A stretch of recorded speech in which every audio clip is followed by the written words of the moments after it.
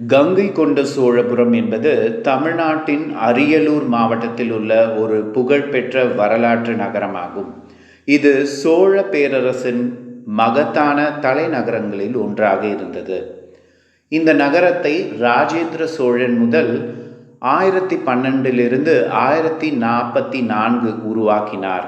இவர் தனது தந்தை ராஜராஜ சோழன் போன்று ஒரு வல்லரசு மன்னன்.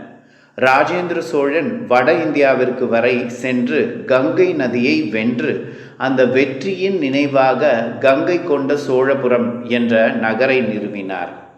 ராஜேந்திர சோழன் தனது படையை கங்கை நதி வரை அனுப்பி அங்கிருந்து புனிதமான கங்கை நீரை கொண்டு வந்து இந்த நகரத்தில் வைத்தார். இதனால்தான் கங்கை கொண்ட என்ற பெயர் வந்தது.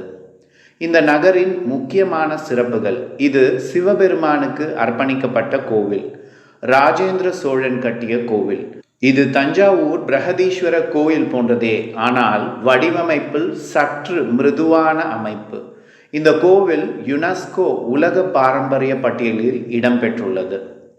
சோழர்களின் இரண்டாவது தலைநகரம், சிறந்த நகர திட்டமிடல், பெரிய அரண்மனை, நீர்த்தேக்கம், கோட்டை அமைப்புகள் இருந்தன. சோழகங்கை எனப்படும் பெரிய ஏரி அமைக்கப்பட்டது. சோழ பேரரசு பலவீனம் அடைந்த பின் இந்த நகரம் மெதுவாக அழிந்து போனது. இன்று கோவில் மட்டும் பெரும்பாலும் நின்று அதன் மகத்துவத்தை எடுத்து காட்டுகிறது. நிறுவியவர் ராஜேந்திர சோழன். நோக்கம் கங்கை வெற்றி நினைவு. சிறப்பு பிரகதீஸ்வரர் கோவில். நிலை பழமையான தலைநகரம், இன்று வரலாற்று தலம்.